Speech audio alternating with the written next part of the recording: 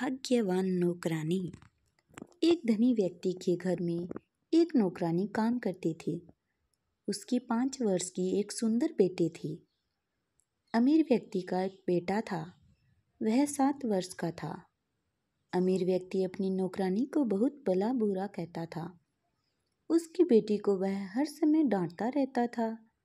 यदि वह कभी उसके बेटे के खिलौने छू भी ले तो वह बहुत चिल्लाता था।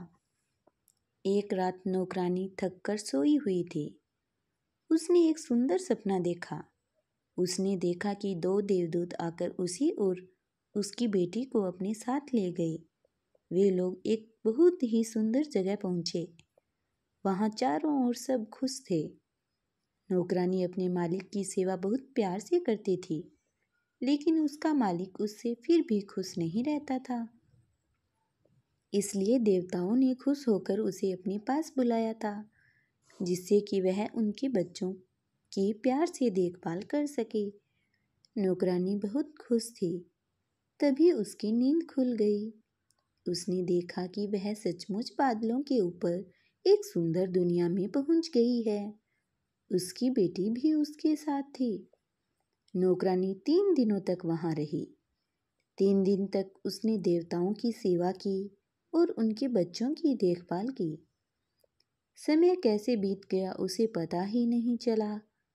3 दिन बाद उसे वापस उसके अमीर मालिक के यहाँ पहुँचा दिया गया। नौकरानी ने देखा कि उन 3 दिनों में वहाँ सब कुछ बदल गया था।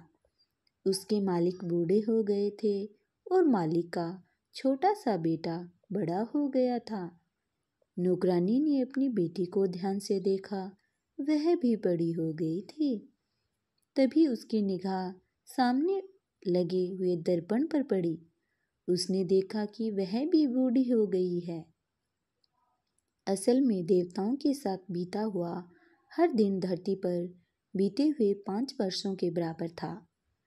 नौकरानी 15 वर्षों के बाद धरती पर वापस आई थी, लेकिन इन 15 वर्षों ने धनी मालिक को पूरी तरह बदल दिया था।